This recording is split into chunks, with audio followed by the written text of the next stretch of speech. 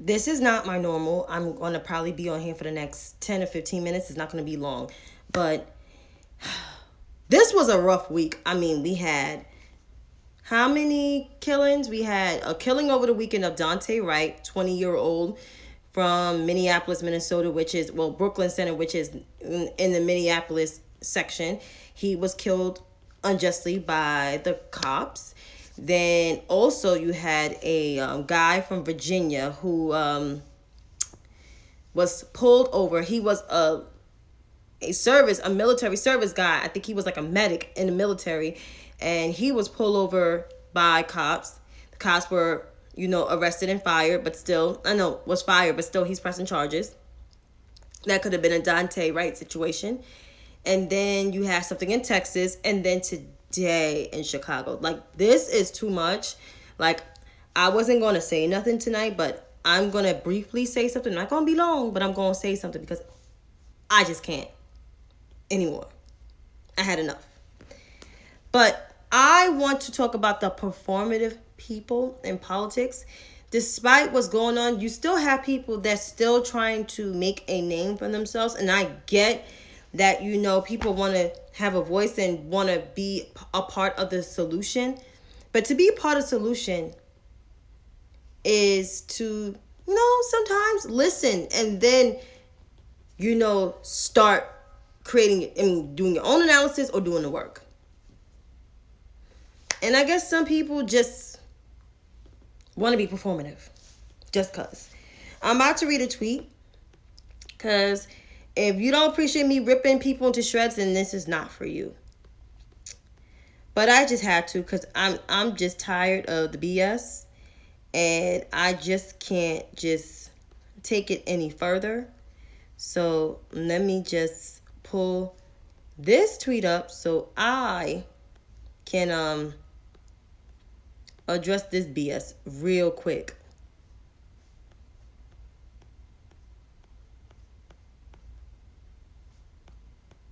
Trying to find it right now. I had it in the palm of my hand. Because it's from Mr. Knight.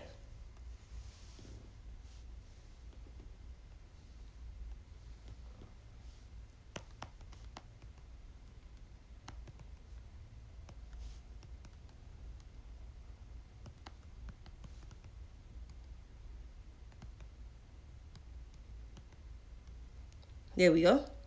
I got it.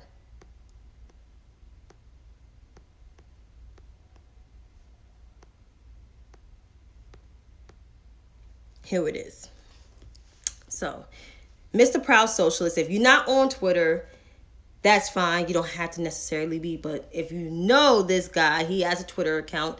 He has a large following on Twitter. He has a YouTube channel called Amped Up. I guess that's his podcast, whatever. He is a progressive, but now he's a socialist and is a Green Party member. And I guess he was a member of DSA. I don't know if he is anymore.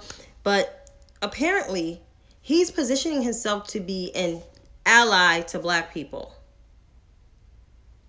And he's highly critical of the Democratic Party. I mean, everybody's highly critical of every party. And I'm not saying you should be highly critical of your own party. That's if you voted for this party, right? Ryan Knight did not vote for this party. Not this election. He voted for the Green Party candidate that only got 354,000 votes. That's 1% of the vote. That was less than the Libertarian candidate. But here's a tweet from him. If black people are the backbone of the Democratic Party, then why are at Joe Biden and at the Democrats not fighting for reparations to defund the police and shift resources into black communities? Black people in this country need justice, not empty platitudes, optics, and lip service.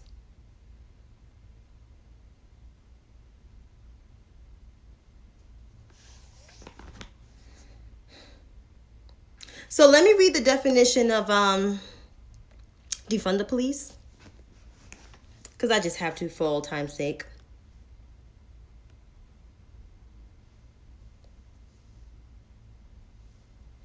defunding the police actually means. According to a Google source, defund the police is a slogan that supports divesting funds from police departments and reallocating them to non-policing reforms of public safety and community support, such as social services, youth services, housing, education, healthcare, and other community resources. So nowhere in that it says to abolish the police, to get rid of the police, none of that. But back to Mr. Proud Socialist's tweet. So I'll just read it again for the folks. If Black people are the backbone of the Democratic Party, because he had that in quotes, then why are at Joe Biden and at the Democrats not fighting for reparations and not to defund the police and shift resources into Black communities? Black people in this country need justice, not empty platitudes, optics, and lip service. So, Mr. Knight, I'll just say this. The Biden and Harris administration is actually meeting with members of the Congressional Black Caucus to find a solution and to do other initiatives. He also has a executive order for racial inequity, but there's more work to be done. Besides that part, you have the legislative branch, which is Congress, that's the House, and the U.S. Senate. You have them. And Congress just passed, the George Floyd Justice and Policing Act. They have the bill of reparations in the House, which is a study about it. Let's see. The Voting Rights Act, I believe, just passed in the House. So it's really up to the Senate to pass it, which they have most of the votes. They just got to work on one Democrat, which is Joseph Manchin III, which he probably will get his head together eventually. But overall,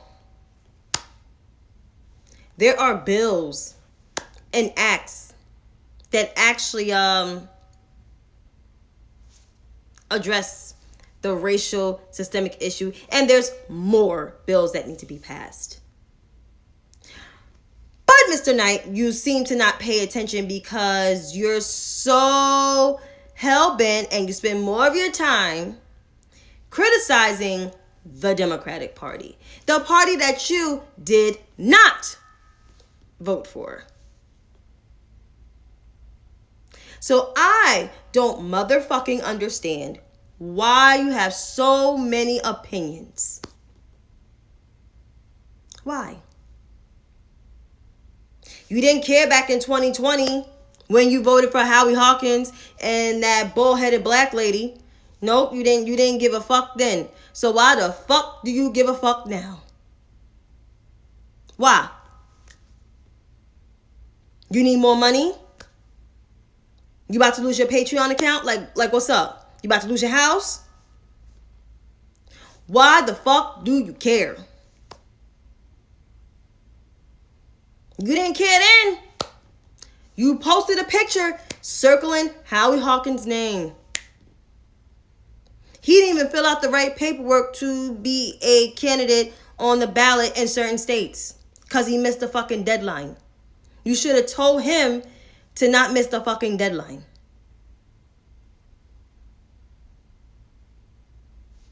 Or better yet, besides voting for the Green Party guy, when you were a quote-unquote Democrat, why your candidate did not speak with black people? Why did he miss his opportunity in Mississippi to go to Michigan, knowing that he was going to get his ass whooped there anyway because all the steps he took was wrong?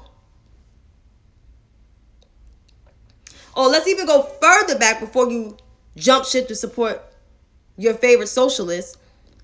Why you didn't tell your candidate, Elizabeth Warren, yes, we still have not forgot, sir, to expand her big structural platform to black people that actually makes sense and not talking in platitudes. The same platitudes that you criticize Joe Biden and the Democrats for. An answer? No, we don't have an answer. But of course, like I said, Mr. Knight, you didn't give a fuck about voting for the Democratic platform, so why give a fuck now? Why give your opinion about the Democratic Party? The party that you don't give a fuck about. The party that you constantly criticize day after day, night after night, week after week, year after year, I guess. Year after year. Why? So, if you got an answer for me, let me know. But until then, sir, I would advise you to shut the fuck up, worry about yourself, and making sure that you have a place to stay. That you actually have your Patreon account, because you may lose that shit too. Yep. And that includes Miss Gray, too, criticizing the vice president and her criminal justice record, Having Laura Beslon on your podcast, your failing podcast, which is about to fail. You about to be done, too. You about to be you're becoming irrelevant, but the relevancy is going from here all the way down. You have to get Laura Beslon to talk about criminal justice. She's a fucking law professor. She's not a fucking lawyer. I never saw her defend nothing in my life.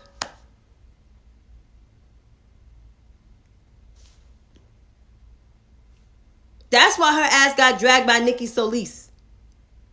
And I lived for every moment of that shit. But to Miss Gray, like I said to you last week, I hope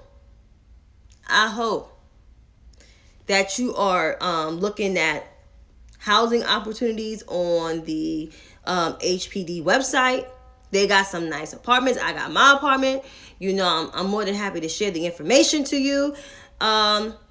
Just sign up, because your relevancy is about to go from here to there.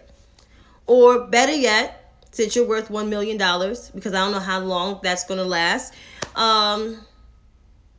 you could just get an apartment, a nice mid-sized apartment. You can afford that for a little bit, right?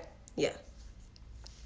But to all the performative politicians out there on the left and even the right, like James Daniel Jordan, who want to get froggy with an old school Brooklyn head, I would like for all of you guys to shut the fuck up.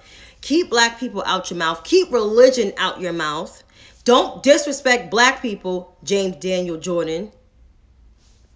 Don't disrespect them. And just continue just to be the jackasses that you are, because eventually your day is coming. And when your day comes, it's going to be something. But thank you for enjoying these 17 minutes with me. And I hope you have a blessed night. Take care. See you tomorrow after 10:30.